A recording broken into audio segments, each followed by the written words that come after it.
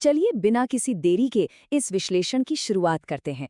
आज हम उस नमक के बारे में बात करेंगे जो हमारी रसोई में हमेशा मौजूद रहता है। एक साधारण सा नमक का पैकेट जिसके अंदर एक बहुत ही हैरान करने वाला जीवन रक्षक इतिहास छुपा हुआ है। सच में रोजमर्रा की जिंदगी का ये एक ऐसा हिस्सा है जिसकी कहानी किसी रहस्य से कम नहीं है। नमक के पैकेट पर या अखबारों के विज्ञापनों में अक्सर एक शब्द बड़ा बड़ा लिखा होता है, आयोडाइज्ड। लेकिन इसका असली मतलब क्या है? ये केवल ध्यान खींचने वाला कोई मार्केटिंग का तरीका नहीं है।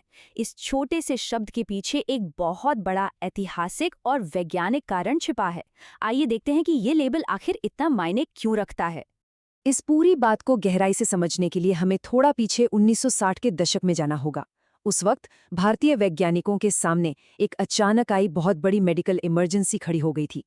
हिमालय और भारत के उत्तरी मैदानी इलाकों की आबादी में एक साथ कई लोगों की गर्दन के अगले हिस्से में भारी सूजन देखी जा रही थी। ये लक्षण इतनी तेजी से फैल रहा था कि इसने पूरे चिकित्सा जगत का ध्यान अपनी तरफ तुरंत खींच लिया। ये जो खतरनाक सूजन थी ना, ये असल में एक बीमारी का सबसे बड़ा लक्षण थी, जिसे हम घेंगा या अंग्रेजी में गोइटर के नाम से जानते हैं। और ये हो क्यों रहा था? इसका सीधा सा कारण था वहां की मिट्टी में आयोडीन की भयंकर कमी। सोचिए, जब मिट्टी में ही आयोडीन नहीं होता तो उसका सीधा असर वहां उगने वाले अनाज और पीने के पानी पर पड़ता है। नतीजा ये हुआ कि पूरी की पूरी आबादी इस बेहद जरूरी तत्व से वंचित रह गई। अब इस बड़ी समस्या से निपटने के लिए भारत सरकार ने एक शानदार और आसान समाधान निकाला। उन्होंने तय किया कि आम नमक में जानबूझकर आयोडीन की एक निश्चित मात्रा मिलाई जाएगी। ये एक छोटा सा कदम था, लेकिन इसने कमाल कर दिया। इस नियम के लागू होते ही उस भयानक बीमारी के लक्षणों में स्पष्ट रूप से भारी कमी आने लगी। अगर ध्यान से देखा जाए तो साधारण नमक और आयोडाइज नमक के बीच का एकमात्र अंतर यही जीवन बचाने वाला आयोडीन का मिश्रण है। खैर, ये तो हो गई साइंस की बात, लेकिन इस कहानी का एक और पहलू है जो अक्सर नमक के उन चमकीले पैकेट्स के पीछे छिप जाता है। वो है इस जीवन रक्षक खनिज को निकालने के लिए किया गया अत्यधिक मानवीय श्रम। ये सिर्फ एक वैज्ञानिक जीत नहीं है, बल्कि इंसानी जज्बे और बेहिसाब मेहनत की एक अविश्वसनीय कहानी भी है।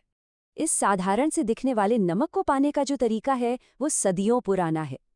गुजरात के कच्छ के छोटे रण और आसपास के दूर दराज इलाकों में अगरिया नाम की जनजाति के लोग इस पारंपरिक नमक की खेती को करते आ रहे हैं। ये समुदाय पीढ़ियों से इस काम में लगा हुआ है। उनका ये काम सिर्फ अपनी आजीविका चलाने तक सीमित नहीं है, बल्कि देश भर के लोगों की सेहत को मजबूत बनाए रखने में एक बहुत बड़ा योगदान है। नमक निकालने की ये पूरी वास्तविकता लगभग अकल्पनीय है।